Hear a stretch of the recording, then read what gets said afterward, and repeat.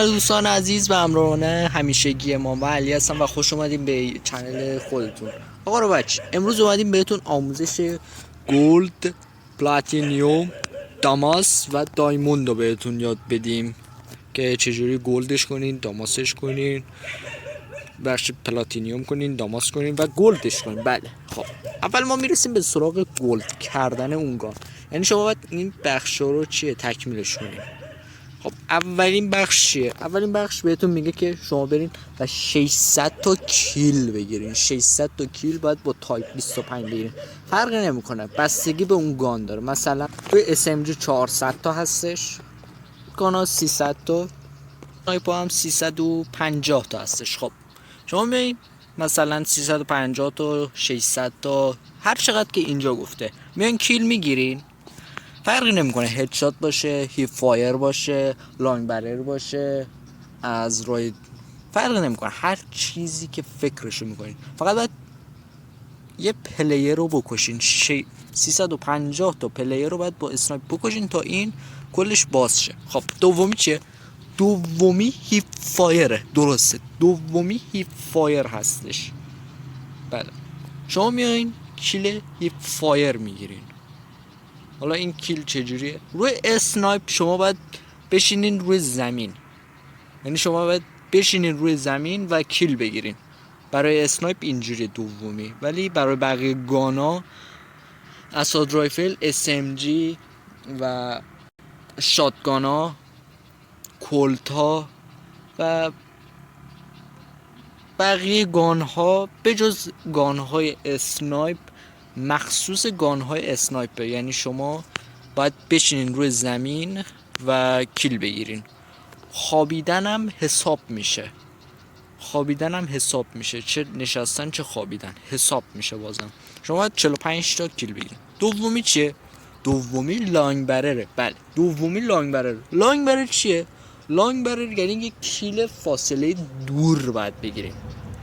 یعنی شما باید از فاصله دور باید الان 120 تا کیل بگیریم. برای هر گان متفاوت است. برای SMG فکر کنم 65 تا است، برای اساد رایفل 70 تا و برای بقیه گان ها متفاوت. بله، شما باید الان برای اسنایپ 120 تا کیل لانگ برر بگیریم، یعنی شلیک از راه دور.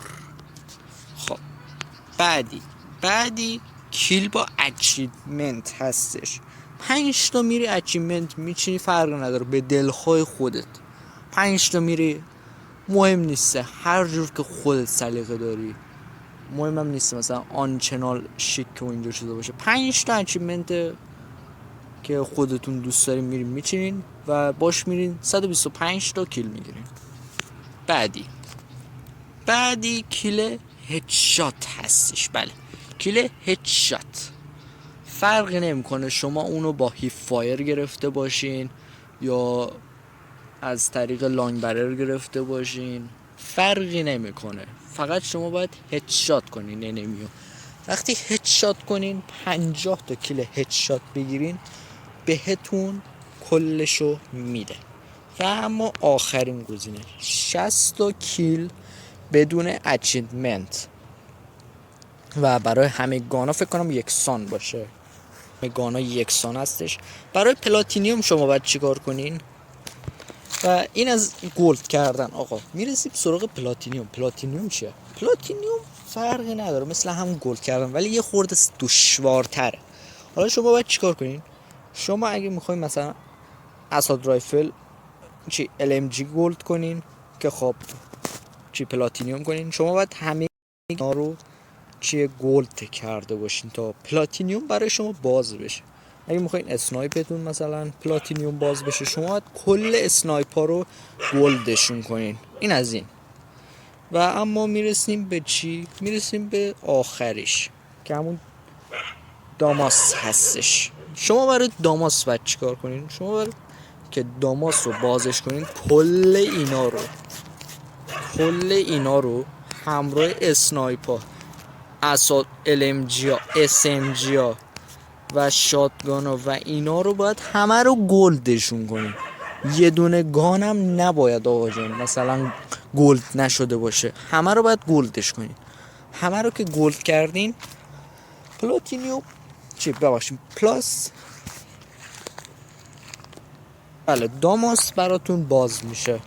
برای دایموند شما باید چیکار کنید؟ برای دایموند، برای اینکه شما دایموند رو باز کنین و باشین قبل QQ9 خودم رو گلد کرده بودم. شما باید کافیه که اون گانی رو که میخواین رو گلدش کنین و بعد از اینکه گلد کردین 120 تا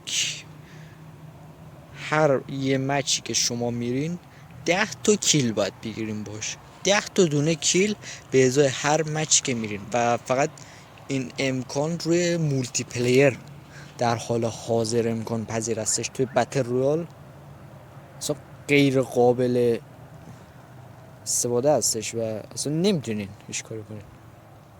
و حالا برای اینکه شما بخواین این کارو بکنین، برای اینکه شما گلد، داماس و پلاتینیوم رو باز کنین فقط کافیه که بذارین روی مپ هارد پوینت شیدمن. همین کار رو که بکنین میتونین کل گان ها رو بازش کنین. این برای SMG اساد رایفل هستش و کولت ها و شاتگان ها و همچنین نایف ها.